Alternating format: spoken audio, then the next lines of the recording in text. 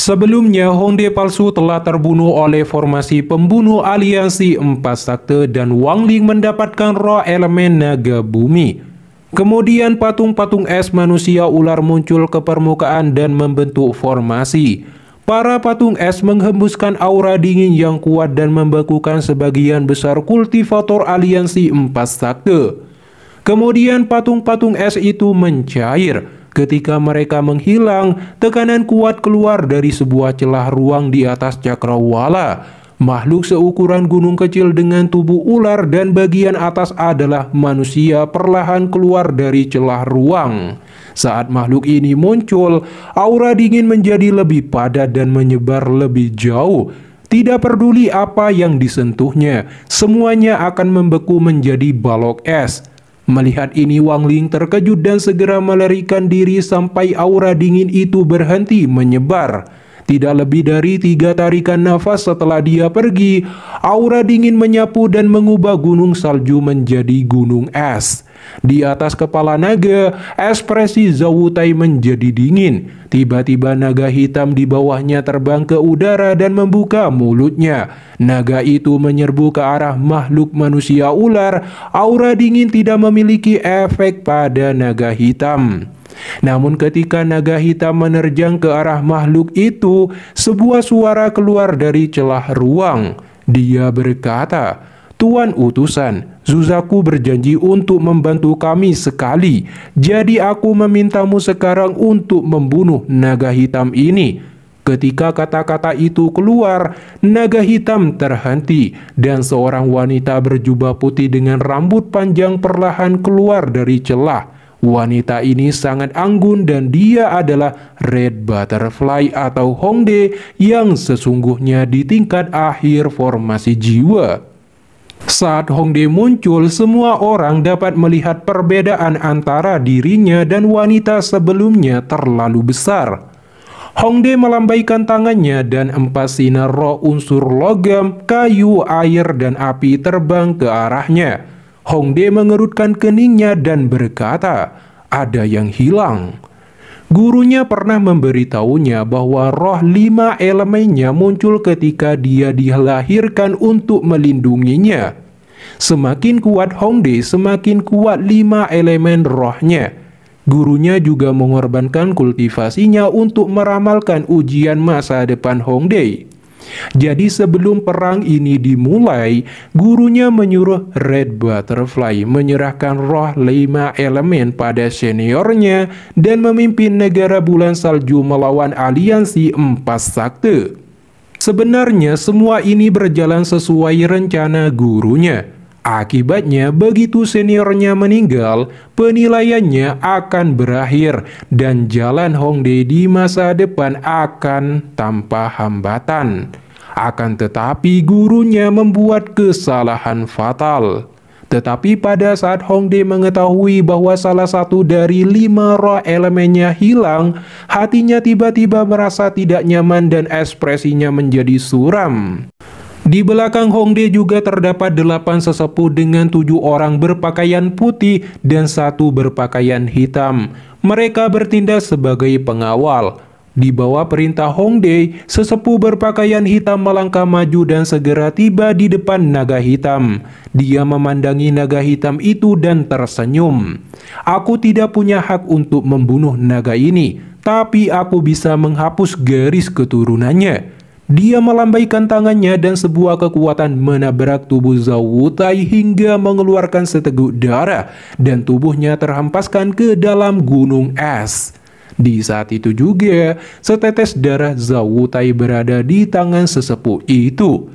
Kemudian dia menjetikkan tetesan darah ke kening naga hitam. Segera naga hitam mengeluarkan raungan kesedihan, tetapi di samping kesedihan itu ada perasaan kebebasan. Tubuhnya tiba-tiba berhenti bergerak ketika jiwa naga hitam terbang keluar dan menghilang. Setelah itu naga hitam kembali ke bentuk semulanya menjadi gunung naga dan jatuh ke tanah. Melihat momentum ini, semua ekspresi kultivator aliansi empat sakte menjadi suram, yang menandakan naga hitam tidak lagi melindungi aliansi empat sakte dan nasib mereka sudah ditentukan. Setelah itu, Hongdae duduk di atas kepala makhluk manusia ular secara mendominasi. Dia menunjuk ke tanah dan makhluk ular itu mengeluarkan aura dingin dan mulai menyebar dengan sangat cepat. Para kultivator aliansi empat sakte yang tersentuh akan menjadi patung es, bahkan tak terkecuali kultivator formasi jiwa. Wang Ling melihat pemandangan di depannya. Dia segera melarikan diri dengan sekuat tenaga ke arah Zhao Wutai. Saat aura dingin menyebar, seluruh aliansi empat sakte berubah menjadi dunia es. Para kultivator aliansi empat sakte terbang keluar dari sakte mereka dengan ekspresi marah setelah dipaksa diusir dari rumah mereka. Dengan indera ilahinya, Wang Ling akhirnya menemukan Zhao Wutai yang pingsan. Wang Ling dengan cepat mengambil tas penyimpanannya dan langsung pergi meninggalkan Zhao Wutai karena terdesak oleh situasi kritis. Saat Wang Ling terbang di langit, dia menggunakan indera ilahinya yang kuat untuk menghapus indera ilahi Zhao Wutai dari tas penyimpanan. Dia tersenyum ketika menemukan kuali hujan di dalamnya. Saat Wang Ling meletakkan tas itu, ekspresinya langsung terkejut melihat menara es dengan lebih dari 80 lantai muncul di depannya. Seorang wanita tua keluar dari situ. Dia melirik Wang Ling dengan dingin dan mengangkat tangan kanannya. Jarum-jarum es terbentuk dan menembak ke arah Wang Ling. Wang Ling dengan cepat mundur dan mengeluarkan iblis anggota keluarga Teng yang segera menerkam ke arah wanita tua itu dan juga memblokir serangan. Wanita tua itu menunjukkan ekspresi jijik saat menjentikkan jarinya. Iblis dengan cepat dikelilingi oleh es biru. Di waktu itu juga, Wang Ling segera meledakkan iblisnya dan berubah menjadi asap hitam, menghalangi pandangannya. Memanfaatkan kesempatan itu, tubuh Wang Ling menghilang. Ketika dia muncul, dia sudah lebih dari 1000 km jauhnya dan dengan cepat mulai melarikan diri lagi. Pada saat yang sama, dia mengeluarkan para iblis dan memerintahkan mereka untuk meledakkan diri saat berhadapan dengan wanita tua itu. Hanya setelah beberapa detik melarikan diri, Wang Ling merasakan bahwa beberapa iblisnya sudah meledak. Meski demikian, Wang Ling masih merasakan bahaya. Wanita tua duduk di atas menara es keluar dari asap hitam. Dengan ekspresi gelap dia berkata, "Kamu tidak akan bisa melarikan diri." Melihat bahaya semakin dekat, Wang Ling mengeluarkan asap hitam dari tas penyimpanannya dan menciptakan boneka. Wang Ling membentuk segel dan kilat merah keluar dari matanya. Petir merah memasuki boneka itu ketika dia berteriak, "Pergi!" Boneka itu melesat menyerang wanita tua itu. Wanita tua itu membentuk segel. Segera perisai salju dan es menghalangi atau memblokir serangan boneka itu. Di saat Wang Ling melarikan diri, dia meledakkan bonekanya. Ledakan itu penuh kekuatan diarahkan pada wanita tua itu. Pada saat yang sama, di tengah ledakan, sambaran petir merah kesadaran ekstrim menyerang. Dihadapkan dengan serangan ini, wanita tua itu segera membentuk perisai es. Namun, wanita tua itu tidak pernah berpikir bahwa kilat merah hanya akan pergi melalui perisai esnya. Kilat merah tiba-tiba memasuki tubuh wanita itu menuju lautan kesadarannya, menyebabkan penglihatannya menjadi kabur untuk beberapa saat. Perisai es mulai melemah dan sisa ledakan menghancurkan perisai dan mengenai wanita tua itu, tapi segera dihentikan oleh formasi di pakaiannya. Dipaksa oleh keadaan hidup dan mati karena perbedaan kekuatan yang besar, Wang Ling memanfaatkan situasi wanita tua itu. Dia segera mengeluarkan bendera larangan dan membentuk segel. Tiba-tiba petir merah melesat ke langit dan awan berfluktuasi menjadi merah menyebar dengan kilatan petir. Wang Ling melepaskan kesengsaraan ilahi dan dirinya segera bersembunyi di dalam manik penelan surgawi untuk bersembunyi dari penglihatan para kultivator. Melihat fenomena ini, ekspresi wajah wanita tua itu menjadi sangat ketakutan. Red Butterfly dan para sesepuh di belakangnya juga tercengang. Terutama pria parubaya berpakaian hitam melihat kesengsaraan ilahi ini menjadi sangat senang dan waspada. Mereka sungguh tidak menyangka akan melihat kesengsaraan ilahi di sini. Pria parubaya itu meninggalkan pekerjaannya melindungi Hongdae untuk pergi ke awan merah. Sementara wanita tua itu langsung bergegas memasuki menara es dalam ketakutan untuk berlindung. Mata Wang Ling menyala ketika dia mengendalikan awan merah dan menunjuk ke menara es. Tiba-tiba sambaran petir merah mendarat dan mengelilingi menara es. Ekspresi wanita tua itu sangat putus asa dan ingin melarikan diri. Dia tidak menyangka akan berhadapan dengan kesengsaraan ilahi karena mengejar junior di tingkat jiwa yang baru lahir. Saat ini di dalam awan merah, petir merah berkumpul dan membentuk sambaran petir ungu dan langsung menyambar menara es.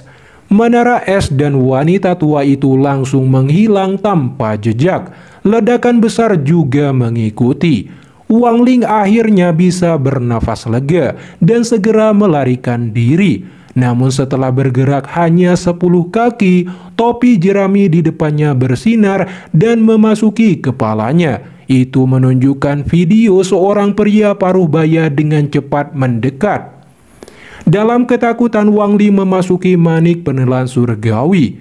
Di waktu yang sama, awan merah di langit juga mulai bubar. Pria parubaya menatap awan merah, kemudian dia mengeluarkan raungan marah dan aura yang tak terbayangkan menyebar dari tubuhnya. Tiba-tiba awan merah yang akan menghilang mulai bergerak lagi. Pria parubaya itu sangat khawatir tentang kesengsaraan ilahi. Dia tahu bahwa ini adalah kesempatan yang sangat langka baginya. Jika dia melewatkan kesempatan ini, dia tidak tahu apakah dia akan menemukan sesuatu yang sebagus ini dalam hidupnya lagi. Namun awan merah tidak bisa lagi mengembun dan dia hanya bisa menyaksikan akan mulai menghilang. Pria parubaya segera menggigit jarinya dan menggambar simbol darah. Berbagai simbol terbang satu persatu ke awan merah. Akhirnya kecepatan awan merah menjadi lebih lambat. Ekspresi pria parubaya menjadi lebih tenang, tapi dia masih tidak senang karena kesengsaraan ilahi telah melemah.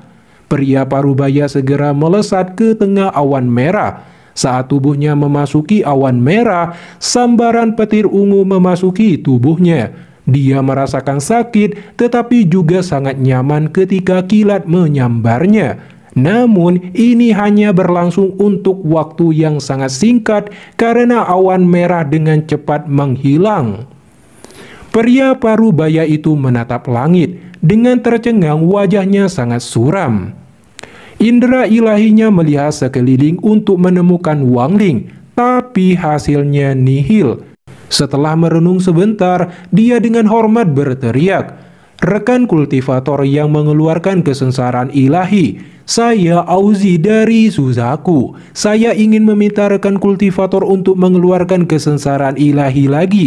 Aku akan menghadiahimu dengan baik." Setelah waktu yang lama, tetapi masih tidak ada jawaban. Lelaki parubaya itu menghela nafas. Dia mengulurkan tangannya dan sebuah avatar tangan raksasa meraih tangan makhluk manusia ular, kemudian menghancurkannya. Membuat makhluk itu berteriak kesakitan. Auzi melampiaskan kemarahannya pada makhluk itu. Red Butterfly yang melihat tindakannya hanya bisa diam.